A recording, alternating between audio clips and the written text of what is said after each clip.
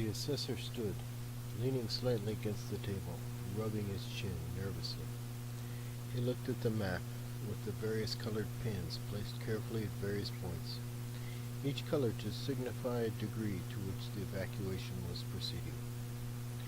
The various technicians supplied him with hourly readouts. This one was reviewing the progress of the evacuation of the northeast sector, which satisfactorily gleamed with a host of little blue pins. There were 18 communities in that sector, all blue, 80% evacuated already. Green pins lay to the north, almost complete evacuations, but the assessor was concerned about the yellow and orange pins to the west and southwest of the mountainous, newly active volcano. But the reason the assessor was rubbing his chin with worry was that the largest city on this peninsula, Newville, was marked with a single red pin. The technician was updating him with readouts, summaries of reports received from a specific community on the northeast sector. 2 settlement observers reported that the community council, carefully monitoring the latest data from the Dream Machine, has issued a final warning to the neighborhood on the edges of the community, urging them to be aware that all data confirms the earlier expectations that an event of disastrous proportions is likely within the next few days. The assessor was still watching the red pin from Newville, thinking. He finally interrupted the technician in mid-sentence and asked, "All the communities around settlement have completed 80% evacuations or better. Yet the far side of the mountain, the side the Dream Machine predicts the volcanic eruptions to be the most dangerous and disastrous, have barely achieved 50% evacuations, and Newville barely 10%. Why?" The technician fumbled nervously through the papers he'd been holding in a carefully arranged order. He was, according to the Dream Machine, to give the good news first, then the troubling news next, with the worst news following. He was to finish his report with the best news of the hour, which the Dream Machine had calculated in a recommended order, with 2 alternative suggestions to accommodate alterations in mood and developing context of the assessor's immediate environment, all calculated according to historical precedent and successful results. The technicians were supplied with a brief outline of these historical situations, problems, successes, and results, to aid their final decisions on the best, most effective presentation to give in a timely manner. Of course, the technicians were free to toss these recommendations, but reasons for straying from the recommended path, as well as reasons for obeying suggestions, were all dutifully entered into the Dream Machine for future generations to assess and review, according to their situations and needs. Still, the abrupt query from the assessor startled the technician, as alarm in the assessor's mood was not anticipated by the Dream Machine for another 2 or 3 days. Still, failures in the evacuation, and successes too, were dutifully pointed out by Dream Machine every hour, with notes to historical context and predictors, according to current sociological, political, and psychological data. The technician had all the answers, or a good guess, which is how the most experienced technicians always describe their work. But it did take him a moment or two to arrange these papers with his thoughts in a proper manner for presentation. It isn't often that a technician gets this kind of one-on-one attention from a regional assessor. "Sir, one commonality that the Dream Machine has encountered is that the regions and communities which have the best response for Dream Machine recommendations with regard to the upcoming impending disaster is that all regions actively complying, evacuating, and urging evacuations all seem to be communities which have stable, literate, educated populations for at least the past 700 years. The assessor stopped rubbing his chin and stood silently, taking this in, leaning a little bit too much, the technician thought, on the table.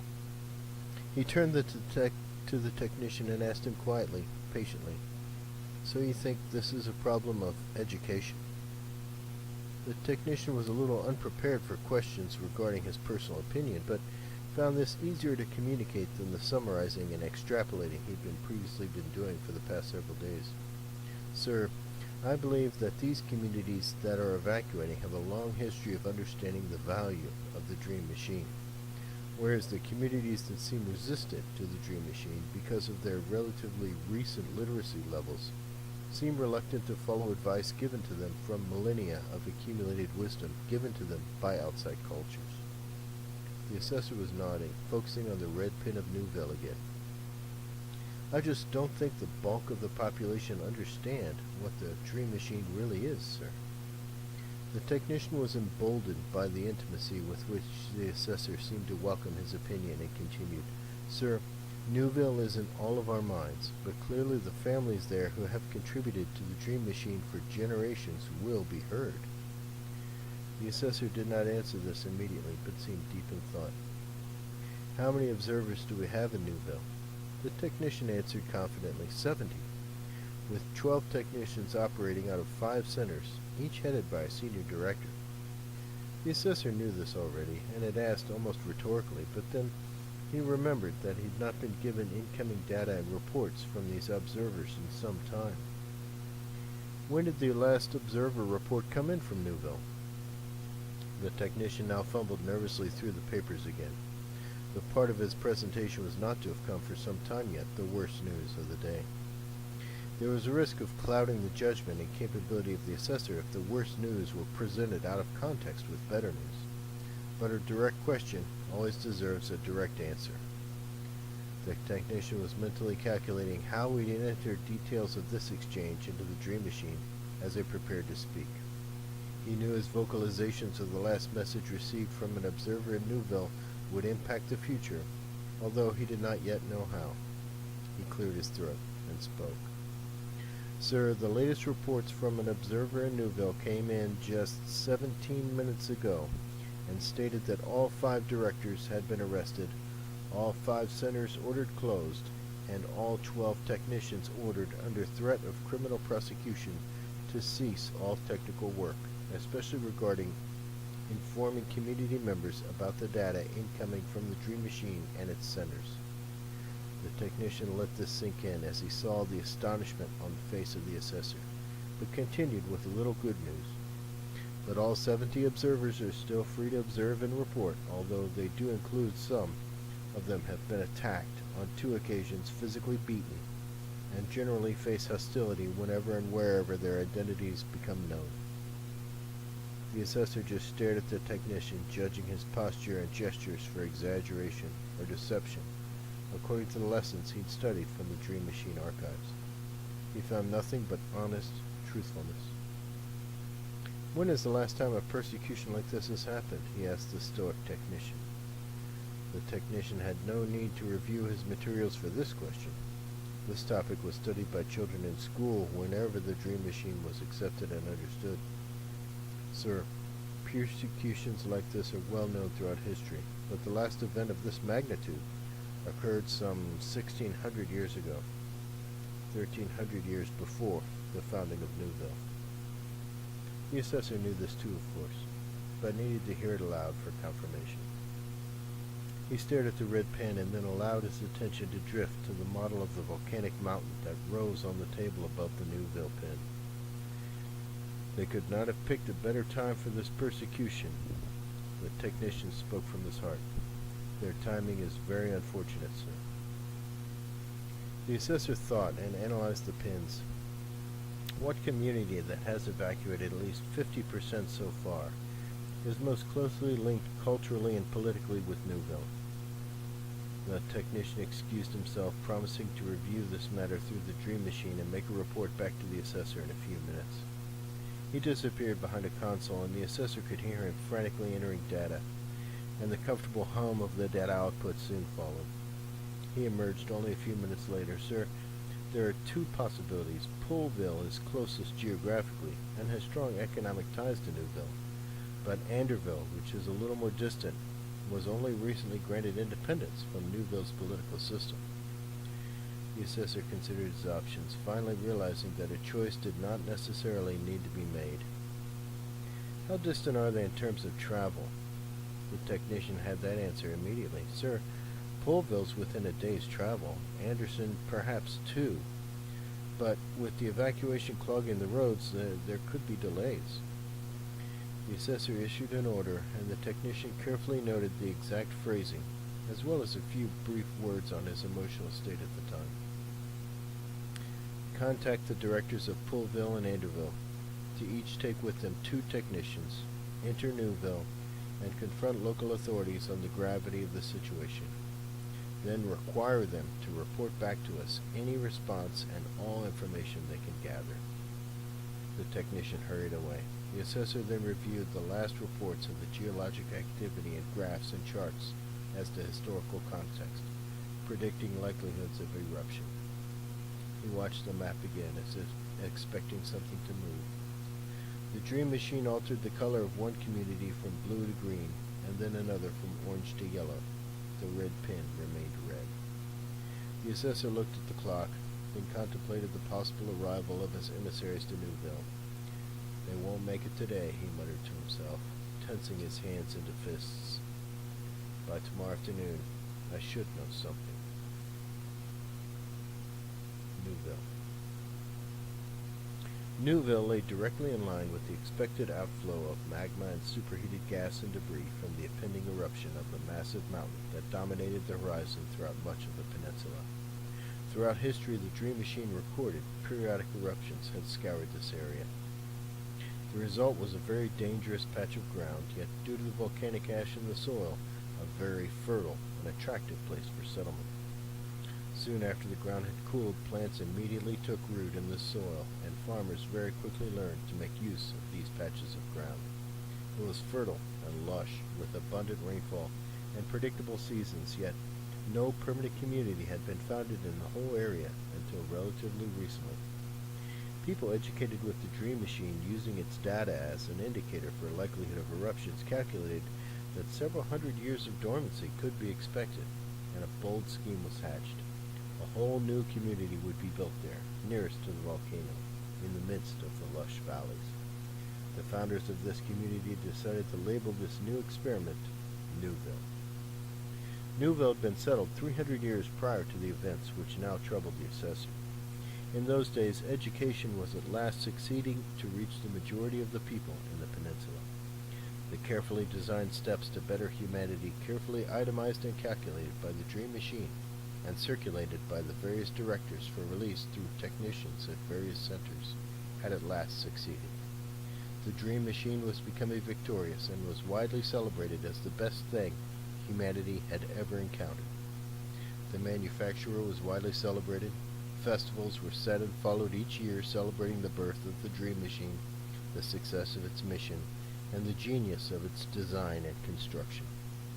The entire calendar, followed by all peoples of the peninsula, was dated to the release of the dream machine to humanity. Newville was to be a different type of place, set apart from its neighbors by its mission. This mission was easily stated in one word and made this emerging community distinct from its neighbors. The mission of Newville was freedom.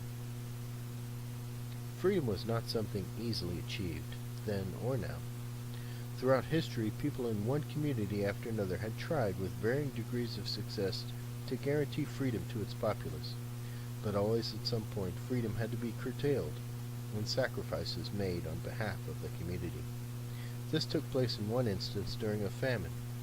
People in a community had been given freedom to raise as much food as they could and enjoy it for themselves, and then encouraged to share with their neighbors. They had all been allotted land and allowed to experiment with whatever crops they wished to raise, following whatever method they wished, and could do this without interference from their neighbors. As long as good weather lasted, which for this community was an unusual 30 years, things went well and peace and prosperity was had by all. But of course, good weather's chancy, and a spell of good weather like this, uninterrupted, is very rare. Eventually, hard times came again, and a drought caused this small experimental community off guard.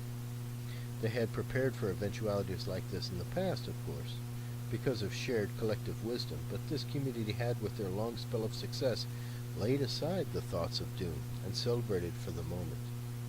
When the drought arrived, there was little in the way of storage for these people to rely on for help when their crops withered and their animals starved. But some families had experimented well, although for this community there was no official encouragement for people to educate their neighbors, or any official interference. Intrusion, they called it. Investigating which methods worked and which didn't, and teaching and urging people to do this and to abandon another method that worked less effectively. So when people began to complain and then turn to violence to feed their children, the leaders had to get involved. The officials began to intrude into the private lives of their neighbors and investigate with threat of force who had how much. These crops that had yielded excess were taken into official custody and distributed to the needing families to ease their burdens. Of course, after the drought had ended, people remembered the hardship they'd endured. They had a new respect for collective wisdom and abandoned the idea that things worked best when people worked for themselves, instead of sacrificing for the good of others. Thus, for this one community, listed as an example in the Dream Machine of the dangers of excessive individual freedoms and liberties, freedom had been a good experiment, but it ended in disaster. Absolute freedom and individual liberty was a concept better discussed than practiced. But Newville had been founded by very educated and erudite people who understood the disasters that had befallen their predecessors.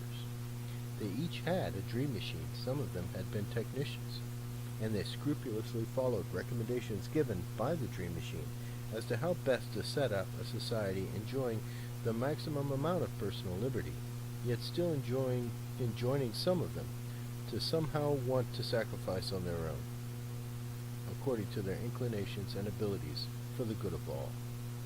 It was theorized by these founding parents of Newville that the love of community, for the love of Newville, people would want to work for the common good. There was little written in their founding documents which were to guide the successive generations, which empowered officials to obligate individuals to sacrifice. To the contrary, the documents were written precisely to avoid this official power, but to empower the people, individuals, to govern themselves. After all, the founding parents often wrote in their private writings, now forever preserved in the Dream Machine archives, as long as the people were educated and following the teachings and recommendations of the Dream Machine, what could go wrong? But most people who had and used the Dream Machine in the peninsula at the time decided that relocation to this dangerous region was not worth the risk. Dream Machine advocates were cautious about doing something that could endanger future generations. This new city, Newville, therefore, had for its emerging populace many nomadic persons eager for free land and quick wealth offered by this community founded in the midst of lush valleys they saw before them. Newville was settled by the mostly illiterate refuse whose lives had not been changed throughout the millennia of history recorded by the Dream Machine in this peninsula. The founders encouraged the use of the Dream Machine, but misunderstanding plagued the technicians from the start. They had to go household to household, again and again, and explain and re-explain the basic premise for the machine. Many of these people just did not get it. They thought that performing the rituals of maintenance was magic of some kind. Ensuring them of prosperity, for all they knew, was magic and superstition prior to their arrival in this new city. This was a problem that would compound itself in the coming generations. Much of Newville never received a useful education on what the Dream Machine was, how it was to be used, and what its purpose really was. For over 200 years, the people of Newville educated and governed themselves with little direction imposed on them from officials. Their officials themselves were elected from the public, usually with promises of little interference in their individual lives and concerns. The government worked, and the Dream Machine, not government whims, guided some people and their officials in their usual day-to-day decisions. But then, a little over a generation ago, the mountain that had served as a romantic backdrop to the thriving city of Newville stirred to life. Geologic activity is what the Dream Machine called it. The technicians and directors issued warnings and educated anyone who listened about the historical dangers such events often lead to, health concerns, economic concerns, and even political concerns. One thing that the Dream Machine neglected to predict was the interference this geologic activity was to produce with regard to Newville's stated mission of freedom. Every community throughout history had safeguarded its populace against disaster by curtailing personal liberties and freedoms for the sake of all to guarantee a future. People throughout the history of this little peninsula wanted a better world for their children. They all, without exception, followed the wisdom taught to them by every arduous task they performed in order to eat in the winter. In order to eat in the winter, they had to work hard in the spring. In order to enjoy good health, they had to work hard to see that they got a balanced diet and stayed physically active. These sacrifices were things people could see and understand, so when officials spoke to them about the need to sacrifice this or that for the future, they had a context with which they could associate this sacrifice. Since people have been able and willing in every recorded society since the birth of the Dream Machine to perform sacrifices for the good of the future, often phrased for the good of the children, it was therefore no surprise that the directors of the centers and their technicians were unprepared for any hostile response they got from the recommendations given to them by the millennia of wisdom shown in the Dream Machine data and predictions. Newville was indeed something very new. There were two risks which faced democratic political systems, or so predicted the Dream Machine to all who inquired. The Dream Machine pointed out two disturbing tendencies, the first of which was the lack of an educated populace. In order for a democratic system to succeed, the populace, or the voting members of the populace, had to be educated in order to ensure that good decisions would be made. The Dream Machine made this easier, as inside their own homes at their leisure, or even in their workplace, people throughout this peninsula had been able to access archives, and the Dream Machine's statistical breakdown of the archives to assist their decision-making with regard to particular aspects of the decision being faced. For example, if revenues were running low in the city coffers, the Dream Machine could point out, according to available information inputted into the archives by available technicians and observers, the least intrusive possibilities for increasing tax revenues, or imposing surcharges, or raising tariffs. If a new law were being debated, the Dream Machine could easily break down similar laws and their effects throughout recorded history, enabling the decision-maker, voter, or politician to adjust the law to minimize potential difficulties. The founders of Newville did not anticipate, with the Dream Machine in almost every home, any difficulties in education from the voting populace of their city. The Dream Machine itself had no such predictors at the time of the founding of the city. The second difficulty often faced by democratic systems in practice, to differentiate it from in theory, was corruption. Elected officials throughout every democratic system throughout history of the peninsula, and there were many, had many instances of elected officials telling the voting populace certain agreements and promises they clearly had no intention of keeping, simply to get into office and wield power. This is difficult to do with an educated populace, so these instances of corruption often followed a year of famine or political instability, thereby instilling in the voting populace a sense of urgency. Often corrupt officials hastened a decree of emergency for some impending disaster, which of course meant delegating to him or her certain powers not normally assumed. Only after these powers had been granted could the true nature of the elected official be seen. Elected officials in all democratic systems, however, possessed a certain degree of corruption eventually, as an election was often expensive. Officials were often bought and sold before the election for certain favors to be granted.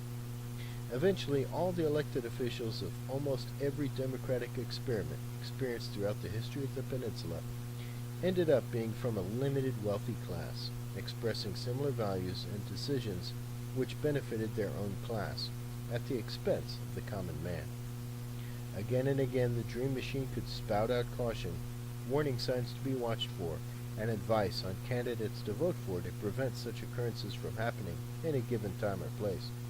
Still, the Dream Machine archives logged again and again how an educated populace had been fooled into a limited kind of tyranny, or autocratic tyranny, by wily and desperately ambitious professional politicians. Now, at the time of the assessor's anxiety, almost every democratic system which had been established throughout the peninsula had certain restrictions in place to try to prevent ambitious politicians from having too much power. Advisory committees from Dream Machine technicians and observers often had access to media, informing the populace of potential difficulties with this or that situation or proposed legislation. These committees were present, in each of the blue and green pins on the assessor's map, but Newville had banned such committees from public media by law. The assessor knew about this law, of course. The names of the proponents and opponents, even the very debates which had raged prior to the passing of the law, were all available in the Dream Machine archive. What the assessor now grew anxious about, however, was the fact that not just published, but now spoken advice by a technician or observer seemed to be punishable in Newville.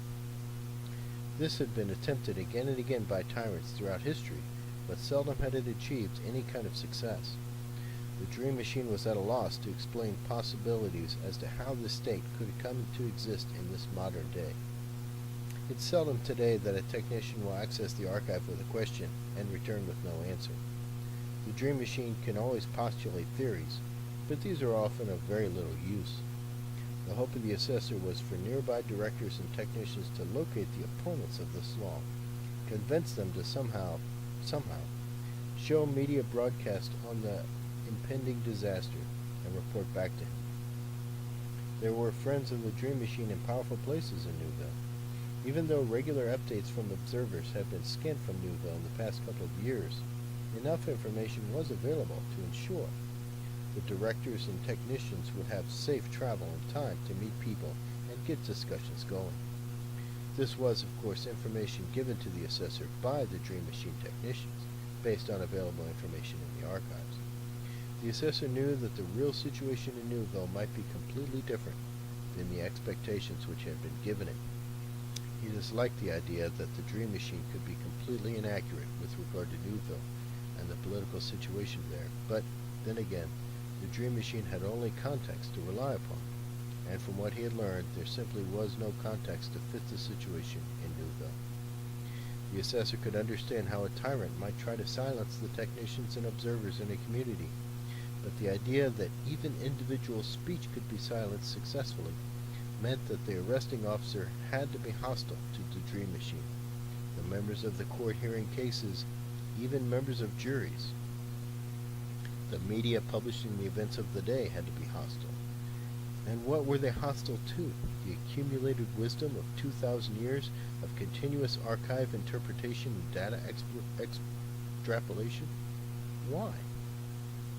The assessor looked at the brief which had been given him, summarizing previous persecutions of the Dream Machine. The last one having any success was over 1,600 years ago, in a totally different era. The original Dream Machine institution had only just fallen a few generations before, and their followers were still numerous. There was still hostility to the new generation of Dream Machines, designed by the manufacturer to improve the deficiencies present in the old original design. This was anticipated and even treated with a sort of understanding and sympathy by the Dream Machine staff at the time. People could not be expected to just drop all of their old habits and allow for change without any kind of disturbance. The Dream Machine archives, only a few hundred years old at that time, tiny compared to today, even predicted accurately how the persecution would develop and how long it would likely last. The best feature of this new generation Dream Machine was the extrapolation feature, allowing for certain trends to be expected and recommendations for reactions for given situations. The Dream Machine could assist in molding the future, albeit with a certain percentage likelihood allowed for complete failure and inaccuracy of this prediction. The Dream Machine. The original Dream Machine was envisioned by the manufacturer as a central device to simplify and make more readily available accumulated wisdom arranged by topic.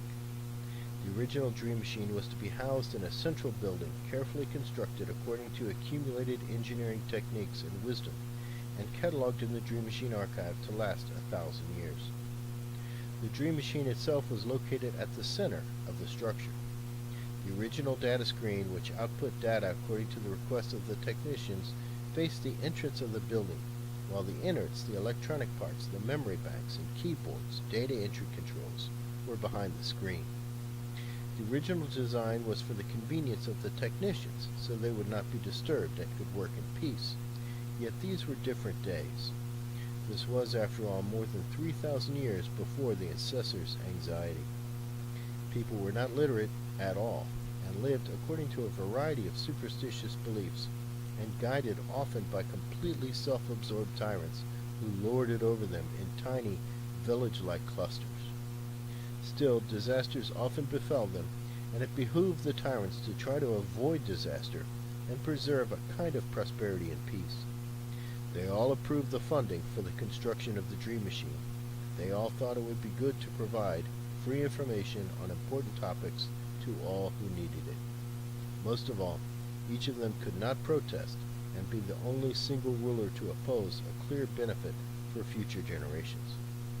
Once they understood that the archive for this machine would be added to each day, they understood that they each had a chance at a kind of limited immortality. To this day, each of their names is still recorded. They all, needless to say, expressed a great deal of enthusiasm at the project. It took over 100 years to complete the project. The first data that was output was regarding the coming harvest and a lengthy recommendation for irrigation improvement and drought likelihood. The Dream Machine at that time was not good at predicting political events and identifying political trends. The idea of politics as a distinct topic was identified by the Dream Machine only 1,000 years ago, as different experiments of political rule were seen to be developing. The original Dream Machine also had no other connections. There were no other centers or technicians operating outside of the original building. There was one machine, one archive, one central place, and one director overseeing the whole project. This inevitably led to many problems. Corruption invaded the staff. The Dream Machine was invaluable. The staff quickly caught on that they were being treated as an elite class, and in reality they were. They possessed key information and could extract huge prices from desperate people, even tyrants, for this information. There were no checks and balances system, keeping the directors and technicians in line. There were also no observers wandering around, gathering information on a variety of topics. There was only the one location, which entered information available to the few technicians it had, as they themselves witnessed and interpreted their own environment. Problems soon arose. The Dream Machine, while in design, had been intended as a device to prevent disasters, was found to be completely unable to predict or prevent any disasters outside the city in which it was housed.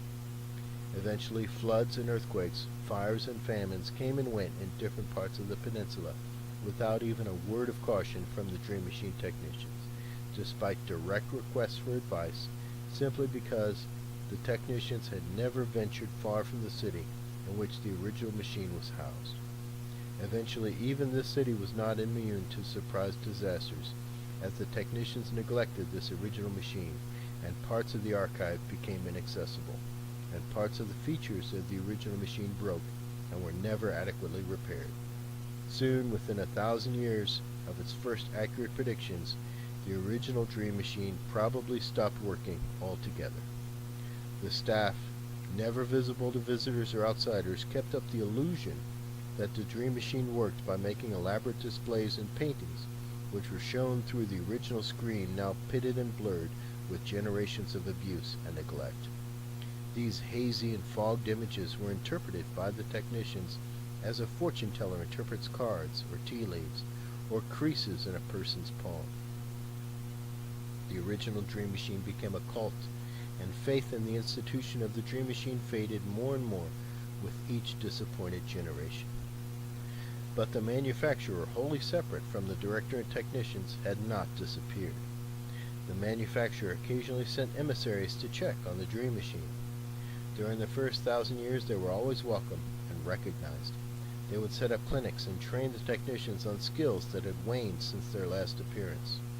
Travel was difficult in these primitive times, and travelers were often abducted, robbed, killed, or just vanished into the huge wilderness that surrounded the peninsula at the time.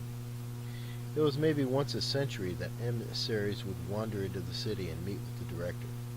There was a crucial period of time, however, following a vicious plague that had brutally swept through the peninsula, perhaps responsible for killing off the last of the knowledgeable technicians, when no emissaries made it to the city for over 200 years.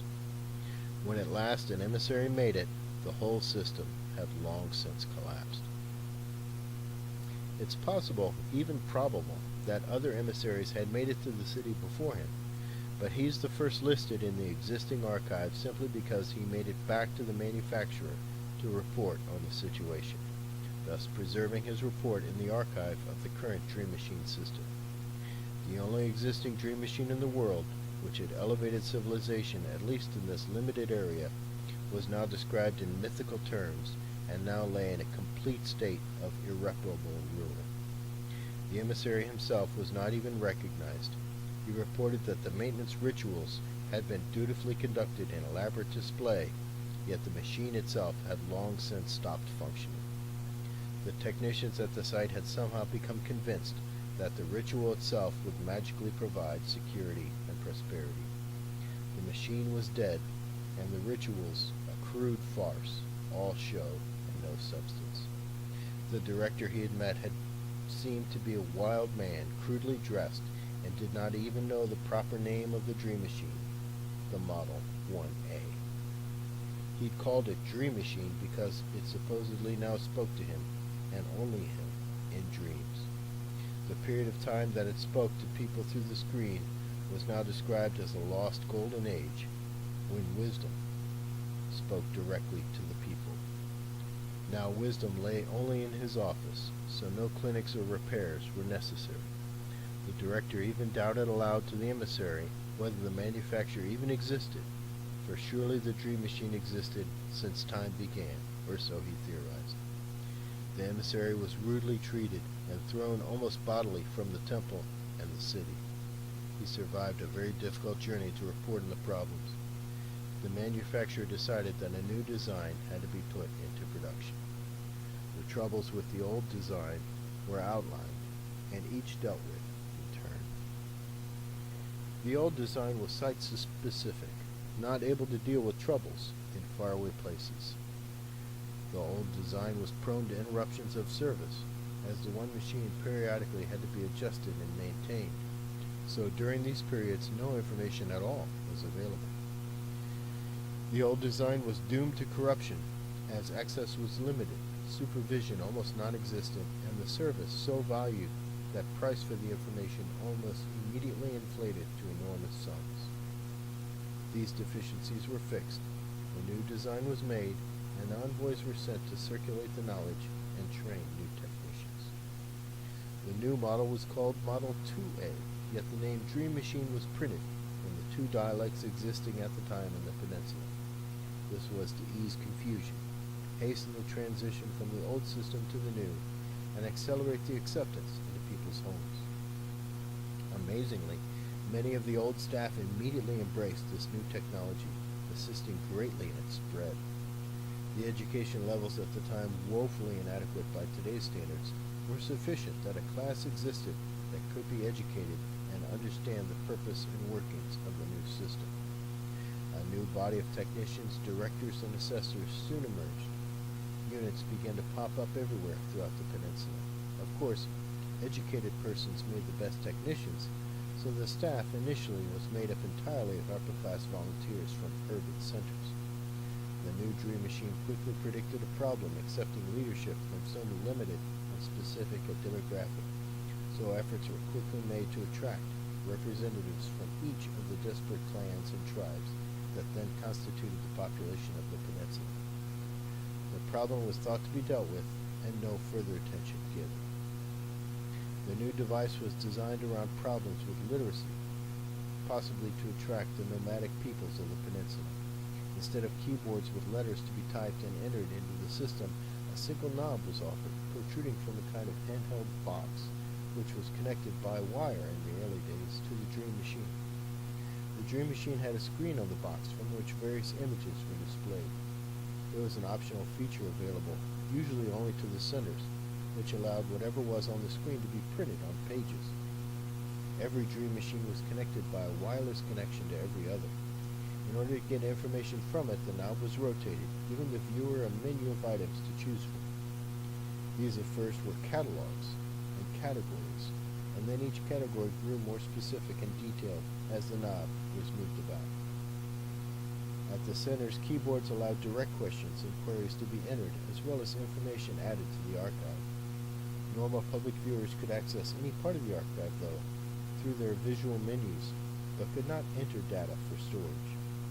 Later on, as the technology developed, sensors were installed to gauge the anxiety level of the holder of the knob to assist the searcher, with either added urgency to the search or calm music to ease anxiety during the elaborate process that often involved a typical search through the system for help and advice. Educated users could search for anything. There were endless archives about domestic troubles, advice on marriage prospects, relocation, even where best to graze livestock and plant crops. Tips of building a house or irrigation canal were popular, and often people liked to review the archive on dreams, compared to events encountered by the dreamer and possibilities, given statistically in percentages of likelihood, on how the dream may have been related to future events. Weather was also immediately popular because the dream machines were all connected. Data could be collated from the various regions in which the dream machines had been installed. Weather was a good example of how the dream machines in their varying regions worked together to create immediate reports immediately valuable and pertinent to specific persons throughout the peninsula. Each region had its own center, and as populations waxed and waned, new centers were created and old ones abolished. The head of each center was a director, and several centers, sometimes 5, sometimes 7, were united under the observation and supervision of a local assessor. Finally, all of the assessors in the peninsula were directed and supervised by the assessor, the office which was filled by the anxious man we've already met. Every generation, the dream machine directors and assessors would meet and hold a council on which topics of concern were dealt with and addressed. These councils were a recommendation from the dream machine itself, perhaps created by the manufacturer in order to prevent the type of corruption seen from the original system. Unfortunately for the assessor today, the next council had been held over 30 years ago, and the next one was scheduled within the next few years. It was often difficult to arrange a meeting as complex and intricate as these councils had become, because more and more people understood and maintained the dream machine, causing more and more centers to be established. Only in Newville had a center recently been closed. This fact worried the assessor, for this city, the region's largest, was served now by only 5 centers. Towns less than half its size had 5 centers, all busy with activity and output. Each center was responsible for the maintenance and upkeep of all the dream machines within its jurisdiction, but now Newville's 5 centers were closed. No activity at all could be detected. The upkeep and maintenance of the dream machine was the same, whether the machine was a small portable model often used in the houses of individual persons or families without the input options, or the large centralized units which allowed massive inputs of data to be input through consoles manned by experienced and educated technicians. The users had to perform 3 ritual tasks regularly, outlined in the 6th chapter of the first book of the instruction manual provided with each unit. The first task dealt with power supply. This included the power supply to the home, sometimes generated by a water wheel, sometimes a wind vane that generated electricity and charged a battery when the wind blew, or in the case of Newville, simply connecting the unit properly to the city's power supply, generated in the case of Newville by a modern and complex electrical generator using heat from the now active volcano, boiling water in pipes, and running a turbine. This power supply had to be monitored and maintained properly, and the dream machine itself assisted in this inspection. The second task regularly to be performed dealt with the hardware of the dream machine. This often involved falls, bumps, and spills on the unit itself, and broken screens. This task involved addressing hypothetical trouble, what to do in case of this or that, where if a liquid had been spilled, or the unit shut itself off to prevent electrical short and possible fires, and therefore could not assist in fixing the problem. This task was scheduled regularly simply to inform the user of recent events of this nature in this area, and how the events had been corrected, or incorrectly dealt with at the time. The third task related to the software, the programming of the unit. This often consisted of a quick link to the regional center unit, an electronic cross-reference of the individual system with a larger center system, to ensure it was working properly and up to date as far as changes that had been made. This task was often laborious and lengthy after regional councils, as often whole new categories would be added, and old ones which had not been used in decades were abolished, still available in the historic archives, but no longer appearing on the first menus to individual users. If these machines were neglected, and these three tasks not regularly performed, the users often had difficulty getting anything useful out of their appliance.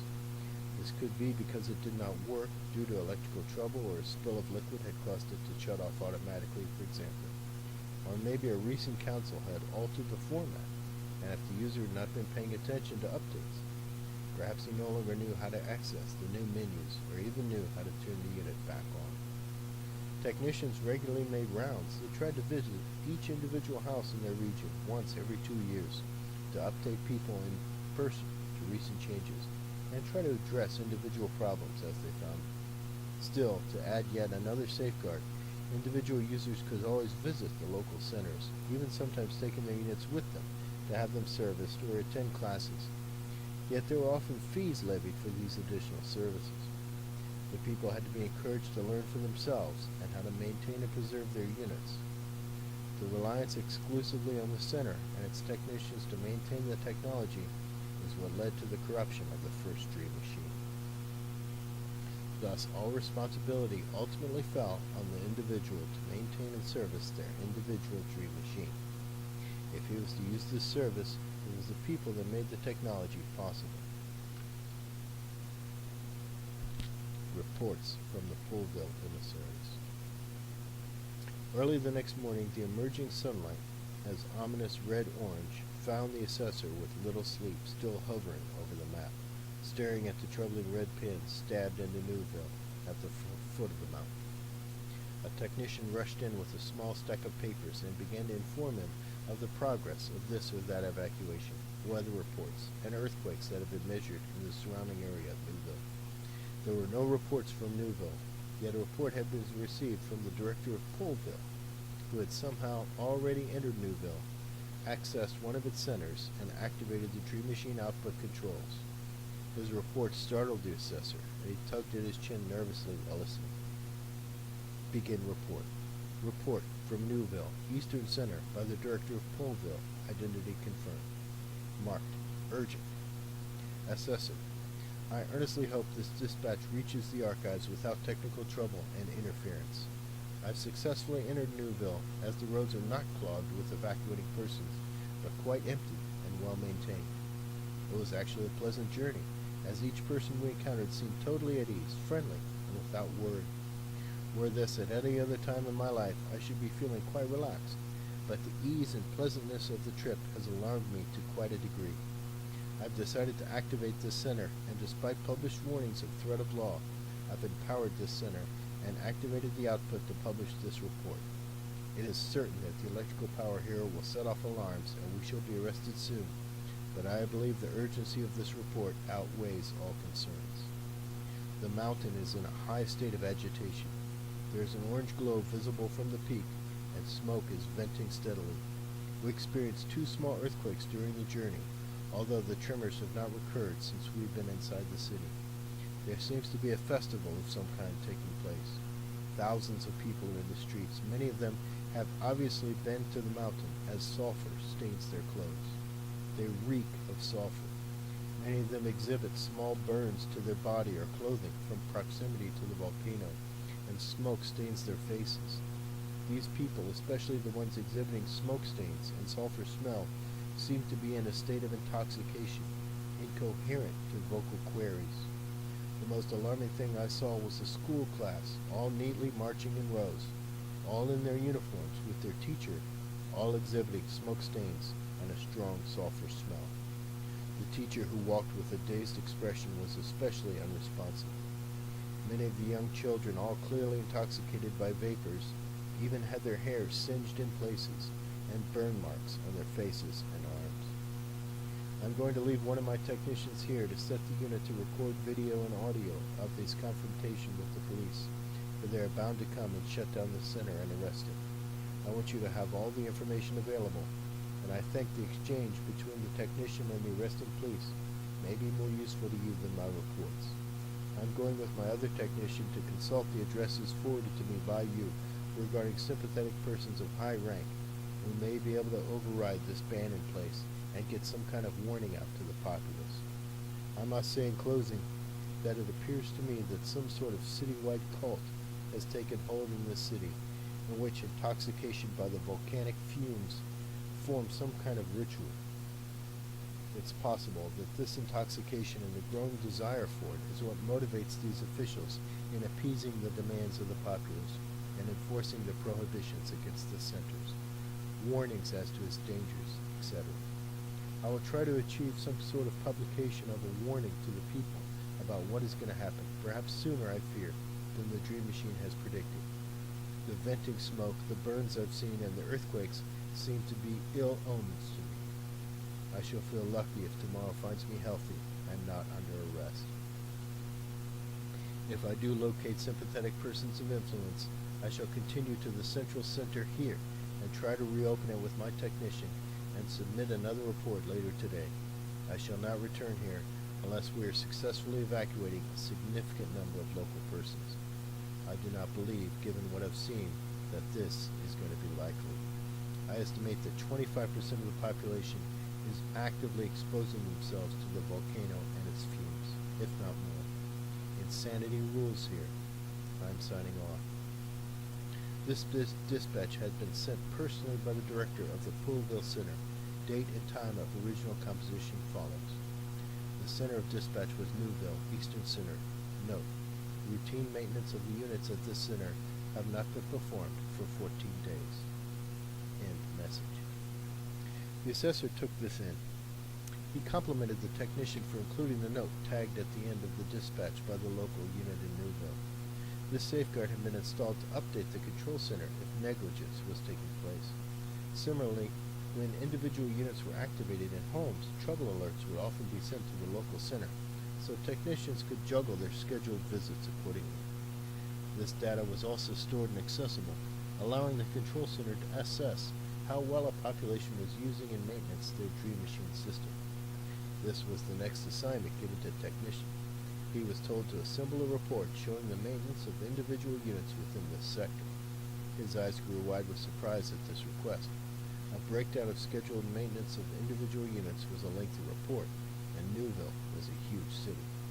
This task was relegated to local centers and would occupy one terminal at the control center for some time.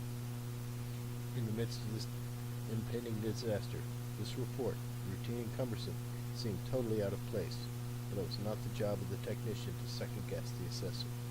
He had been elected by a unanimous vote at the last council by the seated assessors and directors of all the centers in the peninsula. He knew the Dream Machine and what it could do. The technician, on the other hand, was a local youth, educated at the center for 2 years in a difficult apprenticeship. The assessor had completed this apprenticeship almost 40 years prior. His respect was well deserved. The technician rushed off to begin the report on maintenance failures citywide in Newville. The assessor called for another technician. One rushed into the room. The assessor asked for a breakdown as to effects of exposure on an active volcano, common gas fumes, etc. He directed the technician to use the dispatch to try to piece together what the people were exposing themselves to and what would cause intoxication. The technician rushed off. The assessor, meanwhile, took hold of the papers the technician had left behind. He sifted through them, perusing one, then discarding another, until he got to what became known as the Poolville Report. He read it through himself, then he pondered the phrase, "It's possible that this intoxication and the growing desire for it is what motivates these officials in appeasing the demands of the populace and enforcing prohibitions against the centers, warnings as to its dangers, etc." He thought about the Newville experiment with absolute democracy and the warnings posted by the Dream Machine as to dangers often encountered by political systems toying with the concept. He knew from his training and experience with the archives that systems devoted to this particular ethos often attracted a type of leader that pandered to the pleasure of the masses. Certainly, if intoxication from the vapors had affected a certain class of persons in the city, then unscrupulous politicians would learn to take advantage of this, exploiting this group for political advantage. This could explain the recent purges and persecution of the Dream Machine staff. He thought about a possible correlation between the volcanic activity and the persecution, but he doubted he had time to assign a technician for this task. He had only 5 technicians working at the time. He had already assigned 2 technicians to specific tasks, and would not be able to assign a technician to researching a possible correlation unless he pulled yet another technician off the assessments and gatherings of data regarding the coming apocalypse. If he pulled a third from this immediate task, he might miss incoming information from the next team of emissaries, or perhaps a second message from the Polville team. He decided to wait. He did not have to wait long. A technician quickly rushed in with a portable monitor. He had video from the arrest of the Polville technician from the Eastern Center. It was not a long file to watch. It lasted just 8 seconds. The police quickly burst into the front door, which had not been locked, but simply latched. They broke the door anyway, rushed towards a bewildered technician who meekly protested, simply stating, "You don't know what you're doing. I have to," and was beaten into silence by batons. He could be heard silently whimpering on the floor as one of the police bound him, while another rushed out of camera view. He could be heard crashing into something, perhaps breaking machinery and monitors. The video ended. The assessor asked for a playback to just before the video ended. He thought he could hear the policeman taunting the technician. He asked for the audio to be boosted. The technician complied, and the policeman could be plainly heard telling the technician, "We don't have to listen to your ridiculous superstition and magical omens anymore. We are a free society, not enslaved to your class anymore." The policeman started to say something else. The assessor could see by his posture and motion, but the audio cut off immediately before the video, so no sound was sent. "Where are they taking him, do you think?" the assessor asked the nervous technician. The technician fumbled through some papers for a moment and provided the assessor with a rough map of Newville. "Most likely, sir, to this prison facility located here." The assessor looked at the big map for a moment, taking into account the projected path of the coming disaster. Then he cross-checked it with the map given him by the technician, then glanced back and forth a second time. The assessor did something the technician had not been expecting. He laughed. The assessor laughed, and then looked for a seat, found one, sat down, cradled his face in his hands, and started to laugh again. Look, my good man, at the map." He gestured at the big map with the pins and projections. "Think about what Newville justice system is doing to all the faithful." The technician caught on. The prison was located on a peak, in a kind of a butte, located at the conflux of 2 rivers flowing away from the volcano. The path of the thunderous ash and magma that would most likely be released any day now would rush into these river valleys, consuming most of the habitable land of Newville. Yet this prison facility would be, perhaps, safely above the outflow from the volcano. If the prisoners and judges or other personnel could escape the fumes somehow, this was possibly the safest place to be located during the coming storm. "We must assemble a rescue team to go in at a moment's notice once things start happening," the assessor directed the technician. He rushed off with a hasty nod to begin preparations. The military from several communities was already in contact with the assessor's office for coordination of the evacuation and housing of refugees. This task would not be so difficult, if not for the logistics involved. This task would take the technician off of all other tasks for the remainder of the day, but he would have 2 plans for rescue and evacuation completed and coordinated with 2 special elite military teams. All equipment and personnel would be ready to move given 4 hours' notice. They each could rescue and remove 200 persons from any specific site located within the disaster zone in hours. The assessor would direct the first one to the prison complex and have the second standing by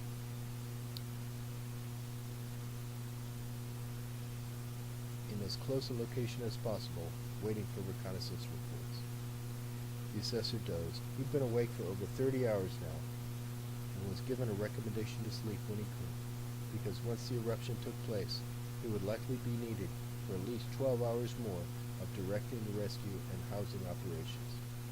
2 directors from nearby communities that had safely evacuated from the danger zone had reported to the center and were assuming directorial responsibilities in tandem while the assessor slept. It was one of them that would open the door to awaken the assessor, but he needn't have gone to the trouble. The earthquake hit the center just as the door opened. The The assessor was awakened in the doorway with the regional director before he even had the wherewithal to utter a single syllable. They waited out the earthquake in silence, watching the ceiling nervously. Once the tremor stopped, they hurried side by side into the center. They both knew the quake heralded the eruption they had been dreading and feared. The assessor quickly learned that they had not lost power during the quake. He was grateful to this small miracle. He also noted not a single crack in the structure of the interior of the center. The Dream Machine had designed and allowed them to build a formidable structure. He hoped that the prison facility in Newville had been built prior to the persecution of the Dream Machine.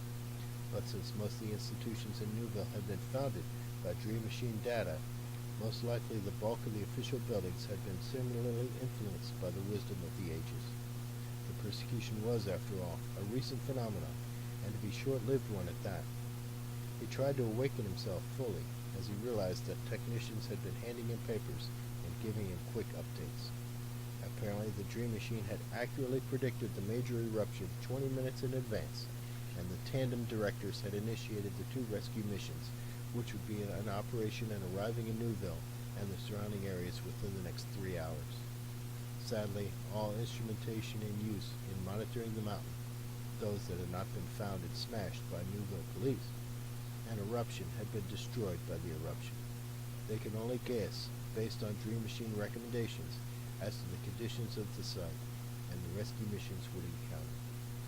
For the next several hours they received updates from farther communities who still had centers in operation. They were able to predict with some guessing and the spotty data what areas had been likely wiped out. Needless to say, the areas that had not been evacuated, the areas that had been obsessed with the intoxication of the fumes of the mountain, and thus persecution of the information coming in from the Dream Machine and the centers, had been completely wiped out. You could say, in one sense, this was justice, but really it was just clear, cold logic. The closest areas had been most seriously hit. These closest areas were the ones exposed to the fumes the most. They were the areas that had been neglected by formal settlement the longest, thus the areas available for the experiment that would become Newville. Newville being given a 300-year lease, something understood by the founders of Newville based on the Dream Machine data. This was why the founders mentioned the Dream Machine in all their writings. This was why they based their political models on Dream Machine recommendations. The lease was up, and that was all there was to it. There was no mysticism, no magic. Just understandable logic clear to anyone who looked, anyone who had a clear head and was willing to consider both sides of an argument. Everyone who still believed in the Dream Machine had been saved. Those who'd attacked it and persecuted it were not. Newville, as the center of anti-Dream Machine belief and activity, was no more. This fact was immediately clear to everyone, except, perhaps, the intoxicated, persecuted populace of Newville. The assessor found himself nervous and entered a personal note into the archive. After days and days of furious information input, the scanty and spotty reports they received left them all feeling a bit uneasy and anxious. At the peak of activity, they'd become accustomed to processing 10, perhaps 20 reports every few minutes, but now they barely received 10 the first hour. Eventually, though, the volumes increased as the 2 rescue missions approached the devastated areas. The first rescue mission went directly to Newville and reported first that they had difficulty finding the location of Newville, as all the local landmarks were no longer visible. They could not find rivers, nor recognize peaks. The buildings in the city were not visible.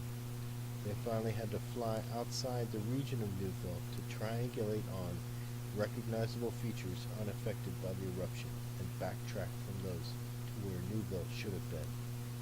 It was in the process of this triangulation that the prison facility was located. They landed and immediately reported that 50% of the facility had been destroyed, but they confirmed that survivors were inside. They rescued 90 people, almost all of them prisoners, and began removing them while patrolling the areas where the city had been, looking for others. In the next several hours, they rescued 11 people from various parts of the city, some of them terribly burned. They found no large amounts of refugees fleeing the devastated city. The roads away from the devastation were eerily still. The first mission terminated operations after 7 hours as a secondary eruption occurred. They removed themselves to a safe distance and waited. The second mission had patrolled the neighboring communities and found areas of heavily damaged infrastructure, but the victims there could not be easily evacuated to other portions of the same community and not taken to the center for relocation and treatment. The assessor immediately requested that all victims located and removed from Newville be brought directly to the center unless they were medically unstable, in which case they were to be taken to the nearest medical facility in full operation. He directed the tandem directors to assist him in organizing a formal investigation to be input into the archive of the persecution of the Dream Machine, which led to this huge loss of life and this easily avoidable disaster. They agreed and began to summon their own technicians to assist in the coming tribunal. They knew that the center's technicians would be busy coordinating and continuing search for victims and assessing the damage and inputting data from the eruption for some time. Several hours later, a room was procured, a table and Dream Machine data input device connected.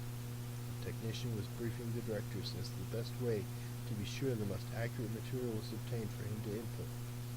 The assessor already had a tablet detailing points he wanted addressed, questions to be answered, and was briefing the directors on this when the first survivors arrived at the scene.